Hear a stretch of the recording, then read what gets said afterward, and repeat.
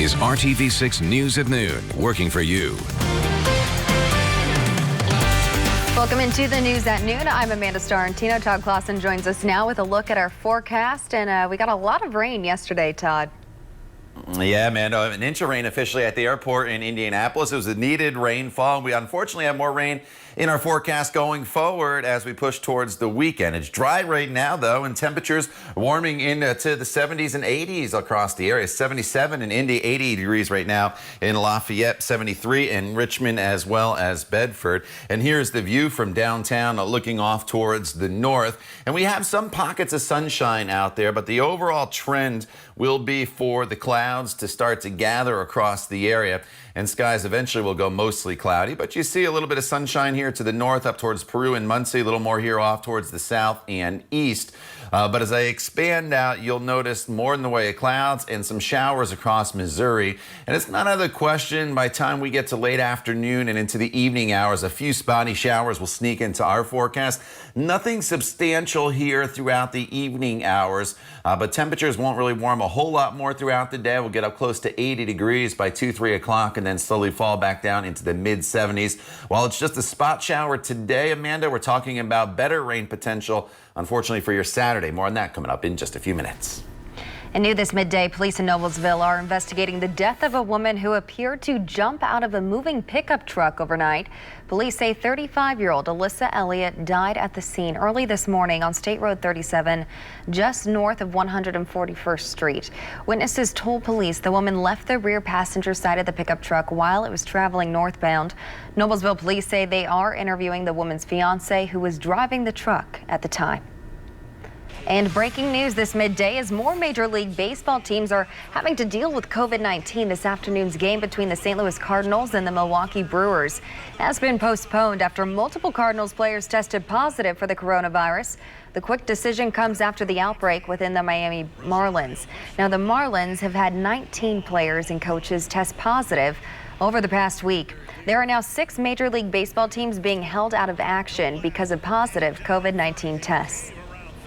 And the new numbers on COVID-19 are just in from the state health department. The rate of new cases continues to be high, though there are some signs it could be leveling off. 912 new COVID-19 infections were reported statewide today. That is down slightly from Thursday. 19 new deaths were also reported. The state's 7-day moving average is now 800 cases. That number has held fairly steady over the past week. A number of students are likely home from school in Greenfield for a while after a student tested positive for COVID-19 on the first day of school. Superintendent Harold Olin says a student at Greenfield Central Junior High School tested positive. The school was notified of the positive test on Thursday after the student had arrived for class. The superintendent says the student was immediately isolated and sent home. Anyone who was in close contact with the student has been notified by the Hancock County Health Department.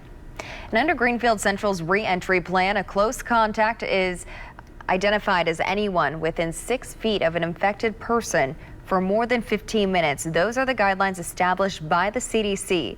Those close contacts have to quarantine at home for 14 days and not be showing symptoms before returning to school. Greenfield Central staff and students who test positive for COVID-19 can return to school after isolating at home for 10 days from the date symptoms begin. However, they also must be fever-free without fever-reducing medicine and not show any other symptoms for 72 hours. And a new school year for IPS is beginning with a big change. Classes for all students will begin virtually since the COVID-19 pandemic is still a threat in Marion County. For the first time, all IPS students will have an iPad or Chromebook to learn in the age of COVID-19. IPS Superintendent Alicia Johnson also says their plan is fluid and could change if it is necessary to help out families. Talks are also ongoing about how to make sure students who really need to learn in person can do that. IPS is in the process of developing programs to fill that need. The superintendent says she knows virtual learning cannot replace face-to-face teaching, but she says until the pandemic subsides, at-home learning is safer. I think it's going to be imperative for our community to say this is important for us. We all need to do our part so our kids can get back to school as quickly as possible. IPS hopes to get students back in the classroom by October, but that will depend on whether COVID-19 cases are going down in Marion County. As we found out this week, reopening schools is not risk-free during a pandemic. That's also the message from one of the country's top doctors, who's in charge of the White House's coronavirus task force. Only on RTV6, Dr. Deborah Burke spoke to our Rafael Sanchez about the issues Hoosier families are facing. Dr. Burke says the government will study and learn how kids did at summer camps to help with reopening of schools and the rest of the economy. Well, there's some early studies that suggest, what I can tell you in that study is children over 10 spread virus in the same way as adults. I think it's still an open question of, do children under 6 carry virus in the same way and spread virus in the same way as a child over 10? There is suggestions from the South Korean study that they don't. But I think South Korea, I've learned not to compare ourselves to other countries. We are just different people, and we have different cultures, and we have different ways of dealing with each other. And so really will be the question when we start to study. There's camps that went back this summer, and we'll be able to learn from those camps. What happened in those camps? Did any children get infected? And were there younger age groups that got infected, and evidence of spread between that younger age groups? Because camps often keep younger age groups together in separate cabins with their own resident directors. And so we'll be able to learn more from the United States experience to really figure this out. You can see more of Rafael's exclusive interview with Dr. Burks right now on the IndyChannel.com and the RTV6 app. And as the new school year approaches, you can find the latest information from local school districts and tips to navigate this unprecedented year at the IndyChannel.com/safely back to school. Financial help for millions of unemployed Americans runs out today. Next, how Congress is scrambling to provide more help as the economy continues to struggle. Todd. And Amanda, it's dry right now across central Indiana. It's going to remain that way for the next few hours, but the overall trend as we head into your weekend forecast will be for rain showers to return, unfortunately. We'll have the timeline for you coming up when the news at noon continues right here on RTV6.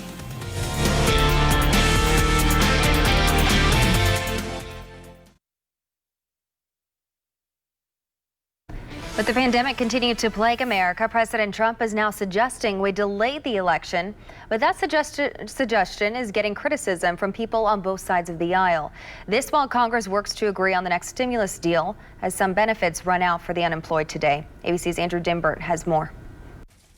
It's something no president has ever suggested until now, delaying a general election. President Trump tweeting, with universal mail-in voting, 2020 will be the most inaccurate and fraudulent election in history. It will be a great embarrassment to the USA. Delay the election until people can properly, securely, and safely vote. I don't want to see a crooked election. But top elections officials from dozens of states dispute the president's claim that mail-in voting will result in rampant fraud. Even officials from the Department of Homeland Security dispute the president's claim. That ability to audit, to conduct post-election audits is critical to, again, establishing the integrity of the election. The proposition to postpone November's election met with a wave of criticism from both sides of the aisle. Senate Majority Leader Mitch McConnell on WKNY. Well, never in the history of the country, through wars, depressions, and the Civil War, have we ever not had a federally scheduled election on time. All this while millions desperately wait for Congress to pass another economic stimulus bill. The last of those $600 weekly checks for out-of-work Americans were processed last week. There's still no plan to replace them. And even if Congress reaches a deal, there will be a lapse in benefits. Senator Schumer said, and we feel the same way, it is our objective to try to reach an agreement that's good for the American people. The House passed a spending bill to extend aid nearly 2 months ago, but Senate Republicans moved more slowly, only scrambling to pass a deal this week. Democrats say that bill doesn't do enough and are blasting Republicans for not coming to the negotiation table sooner. So instead of engaging in this stunt to try and get the heat of America off their backs, they ought to do something real, which is sit down and seriously negotiate with Democrats about this issue. The financial fallout from the pandemic continues to hammer the U.S. economy, with second quarter GDP shrinking to just under 33%, the worst quarterly loss since 1958. And with no deal in place to extend those crucial financial lifelines for millions of Americans, congressional leaders plan to continue talks this weekend. Now, one point where Democrats and Republicans seem to agree is cutting another round of stimulus checks to American households. Andrew Dimbert, ABC News, Washington. They were afraid it could be the end of their business, but the pandemic has actually led to a rebound for one family-owned company. Next, we'll show you how people staying at home has caused their business to boom. We'll be right back.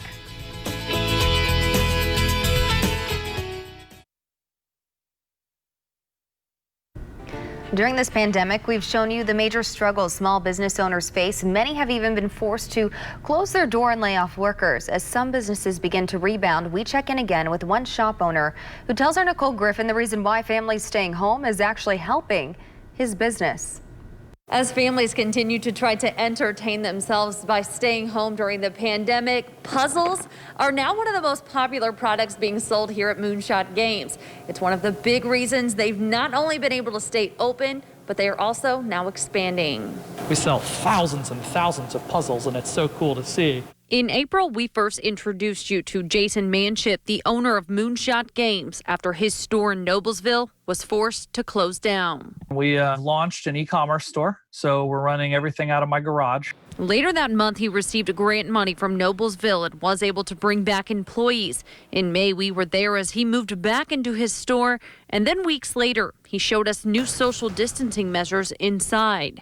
We've spaced out the tables for social distancing. And then an opportunity to expand. On July 1st, Moonshot Games opened a new store on Mass Ave. We were blessed because the folks that were in here before just had an awesome setup. And so they were friends of ours, an organization called Kingmakers. With a beer and wine permit, Manship says the store caters to the crowd Mass Ave attracts. They've now doubled their staff. Kyle Haley is the new store manager. It's been a lot of fun. I'm learning a lot, and I'm teaching a lot to the new team about managing bars and helping out with staffing and stuff. So it's been a lot of fun. Looking back on the last few months, Manship says it's the people he works with and the customers that have helped them push through and succeed. When you covered our story from my garage, my store manager in Noblesville moved in with me. He literally lived with my wife and I for 45 days when quarantine was happening, when we weren't allowed to go anywhere. Having those types of folks just jumping in and doing everything they can to make it happen was awesome. Working for you downtown, Nicole Griffin, RTV6. They are still limiting capacity at both Moonshot Games locations. They have plexiglass barriers and sanitation procedures they follow. And Todd joins us now for another check of our forecast. Hey, Todd, what's our weekend looking like? You know, unfortunately, rain chances enter the forecast once again later today, and then going forward in this forecast, Amanda, into the weekend as well. In fact, as we get into your Saturday, the showers look like they'll be fairly numerous across the area. The 20% chance that you see today is just going to be a pretty spotty chance in this forecast going forward. So Saturday's the day where the showers are a little more widespread. Then we get a little break on Sunday, and then they kind of ramp back up during the day on Monday. So here's the view from downtown off towards the north, and you definitely see more clouds than you see sunshine, but there are still some pockets of sunshine here and there across parts of central Indiana at this noon hour, and I think much of the afternoon should be dry. Temperatures are in the mid to upper 70s, ranging from 75 in Greenfield and Bedford to 80 in Lafayette, 79 in Connorsville. Now with the clouds starting to gather a little bit more, I don't think that the clouds or the temperatures are going to go up a whole lot more throughout the course of the day today, but we'll all kind of level off generally right around that 80-degree mark with the mostly cloudy skies. As far as the rain goes, there's not a whole lot out there. As we expand out, you can see there's a little swirl of precipitation near St. Louis, and that's what's eventually going to start to pinwheel some showers in our direction as we go throughout the course of the afternoon and into the evening hours. So by 5 p.m., we have a spot shower or two here or there, mainly I think in south and western locations, and it's the same going into the evening hours. So if you do have plans on this Friday night, just know that there are some rain chances out there, but anything we do see tonight at least is going to be very spotty, and it's going to be very light as well. Now going forward into the weekend, Saturday, the showers and the storms are probably pretty numerous across the area, right around 75 degrees. Sunday, we're up to 77. So both days this weekend, we'll be checking in below normal temperature-wise. Let me fast forward on TreeCast this Saturday morning for you. This is 5 a.m. So some of the rain and the downpours come in here already by daybreak on Saturday. And then they just kind of rotate and pinwheel through central Indiana from south to north, mainly throughout the afternoon and into the evening hours. I think once again, the further south you are, you're closer to the area of low pressure. The showers and downpours probably a little more numerous. Everybody, though, is going to be dealing with clouds and temperatures in the mid-70s. So it's not the best pool weather for Saturday or lake weather. And I think my best advice is if you are out and about over the course of Saturday, have the umbrella handy, at least in the car, because it's definitely the day in our 7-day planning forecast where the showers are the most numerous. Once we get to the middle of next week, mostly sunny skies, and look at those temperatures for the first week of August staying in the upper 70s, and then Wednesday and Thursday morning potentially low temperatures down into the mid to low 50s here across the area. Amanda? Thanks, Todd. A lot of students are returning to virtual learning to start the new school year. The switch over to at-home schooling this past spring was not an easy one for some kids. Scripps reporter Kofo Osaki has some tips from a teacher to help students stay focused while studying at home so they can be ready when it's time to go back to the classroom. Teachers, students, and parents are gearing up for a new school year and the inevitable challenges that come with it. We need to have our plans. As local school districts opt for distance learning during this pandemic, social studies teacher Christopher True says communication is key to virtual success. So if that student is struggling with something, they may not be telling their parent. We need to be reinforced. If you need help, don't be afraid to reach out to your teacher. He says communication between students and teachers is just as important as the communication between the teachers and the parents. I tell my parents, text me, email me. If you need to get on Zoom, if we need to get on a phone call, it is a community-led effort. Schools will undoubtedly have expectations for students, even at home. But True says with those expectations should come leniency. So if you have a student whose parents work and they actually have to go to daycare, they can't be expected to be in a class Zoom at 10 a.m. if they don't have access to that stuff. And that's just going to be one of those things that we have to account for. The test run of virtual learning at the end of last school year taught everyone new lessons. The biggest one may be that it takes time to adjust. Kids need other things. Get them outside. Let them take breaks. Don't think that you need to do an entire week worth of schoolwork in a day. While he's banking on beginning the school year virtually, he's also looking forward to connecting in the classroom once again. There's no place I'd rather be. I can't wait to sit in a classroom with my kids again when we can do it safely and I can keep my students safe. And that was Kofo Osaki with that report. When we come back, an incredible story of the unique way a grandmother is supporting her family during the COVID-19 lockdown. Plus, we'll have one more check of your forecast with Todd. You're watching the news at noon on RTV6.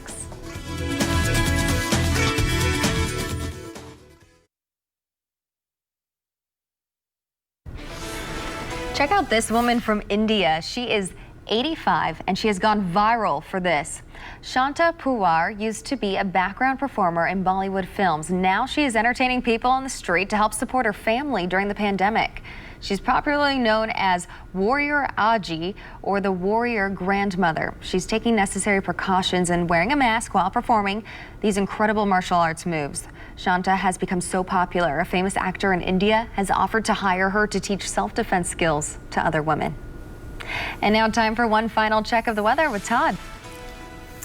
All right, Amanda, mostly cloudy skies here this afternoon. There'll be a spot shower or two possible heading into the afternoon hours, but for the most part, we should be dry. And then this evening, a little better chance the showers moving in. They'll continue off and on overnight. Numerous showers around throughout the day on Saturday, but some dry hours mixed in as well. It's a cooler day tomorrow, only a high of 75. About a 30% chance of some spot storms on Sunday, but it's the better day of the weekend at 77. And then next week, temperatures below normal for the first week of August, but starting Tuesday afternoon, pretty nice stretch of weather with plenty of sunshine for Wednesday and Thursday, with highs in the upper 70s and lows in the mid 50s. All right, thank you, Todd, and thank you for making RTV6 your choice for news. Join us for the news at 5 with Mark Mullins. Have a great afternoon.